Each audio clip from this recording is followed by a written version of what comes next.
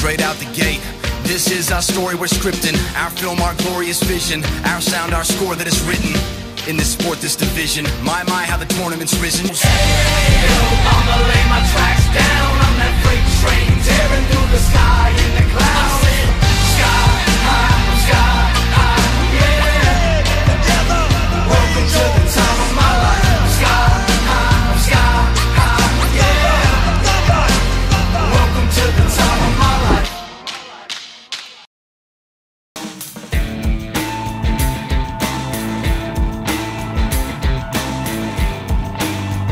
Finished up the pre-season block in Australia with all my strength training. From there, kicked off the first race of the season in New Zealand for the Oceania title. That was the first Olympic qualifier of the year, got some valuable points.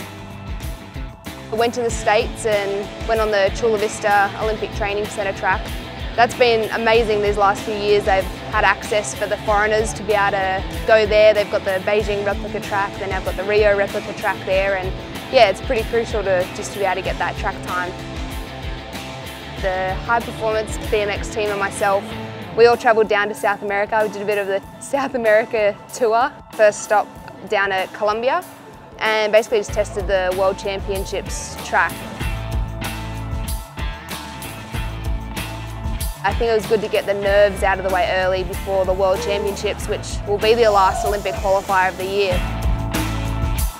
From there flew to Rio de Janeiro for the second Olympic test event, where a lot of changes were made to the track. Probably about 80% of the track was changed.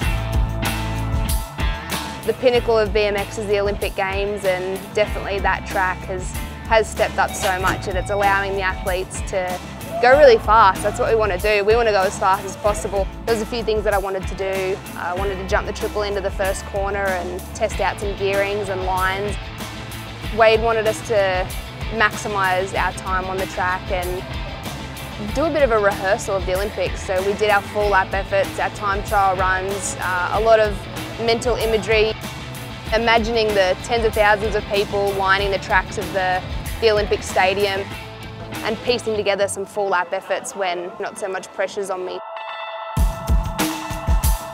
While we were there, we checked out the beaches. We stayed down at Barra de Juca, which is where the Olympic Village is, and it's really nice down there along the beach. So we had our acai bowls and coconuts.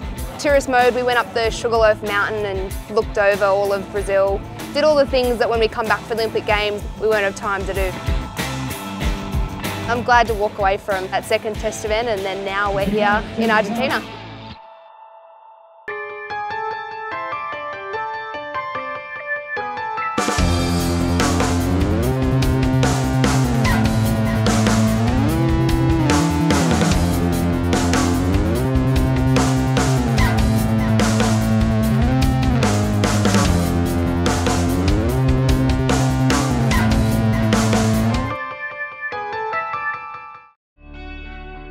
After winning the race today and looking back overall, I think I was actually kind of quite calm. All those hours you put in, like so much time goes into it. It's a 40-second lap, but you work for hours and hours on tenths of a second down the ramp and hundredths of a second at a finish line for a time trial. Just to be able to sit back and let the day play out. If a dog runs onto the track, the dog runs onto the track. There's that performer inside that ever since I started racing, you know, I love winning and I love that feeling of getting up on that start gate and that feeling when you cross that finish line. My goal was to just let that performer out and ride with my heart, and yeah, I chased that win the whole way around. One of the most challenging things for an athlete is to be really honest with yourself and just sort of say to yourself, you know, have I put the work in? Have I done everything? You know, what's my strengths? What's my weaknesses? What are my competitors doing? Like, why did I lose that race, or why did I win that race? I sat back at the end of last year and I knew that I didn't really let myself excel the entire year. I didn't have to search externally. I knew that everything was inside myself, and just to pull it out. Being aware of yourself and as an athlete, and using all of the past events to draw upon for the next ones. Sometimes Some strategy will work mentally or physically, and another race it won't work. You know, I need a little bit more music, or I need a little bit more like chill time, or I need to get more excited, or, you know, asking my coach, like, slap me around, I need to get angry. It's kind of being flexible, but having that bag of goodies to draw upon.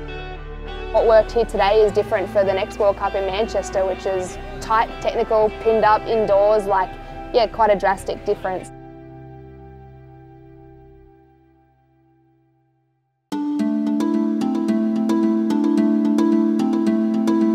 For me, I love coming to Manchester. I've won the last 2 years here, and I've had my grandma who's come down as well. This is the first time my dad's come. We just started off riding around a dirt track. We didn't realise it would be an Olympic sport one day. Her brother Sam got into it first, and then she said, yeah, I want to ride, and then I said, I'll ride too. And it was really Team Buchanan, riding wherever we could in Australia. I'm a lot like my dad. My dad's in IT, and from schoolwork to riding, I've always been quite analytical. Whenever I get to a track, I like to walk it and see where the white lines are and see how much room we've got to move. All the visuals and feeling like you've already been in that spot before can be pretty powerful come racing, and no matter what happens, I can adapt in that split second when it's all autopilot and you're reacting off instinct in that final. The way she approaches the analytical way of breaking down that track, she's just at a real high professional level that is just amazing.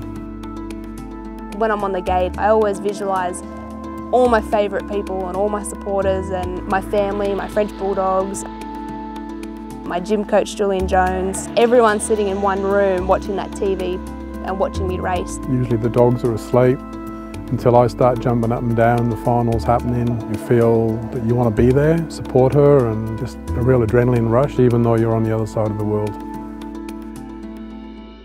She's the complete package, sponsor's dream. We always said to her, give back to the sport. We didn't expect it to be this early, and to put some of her personal money back into it, as well as sponsors' money, that is the thing that stands out for me. He's my #1 fan. It's M-I-C action. Got no skin, so kids stop rapping. Came to take over, came to drop. Microphone action, too hot to stop.